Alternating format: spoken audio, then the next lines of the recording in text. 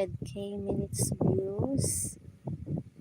Ay, 4k watch hours pala. Mali po pala yun.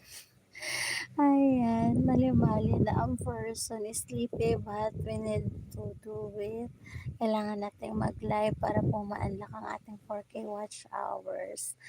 So, ayan, magla-live po ako ngayon. Time check. It's already 11:45 po ng gabi. Ayan po. 11:45 po ng gabi. So, anuhin po natin,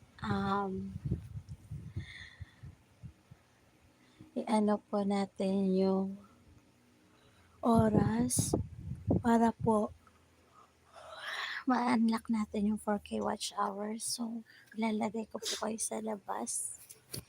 Kakatulog lang po kasi ulit ng aking anak.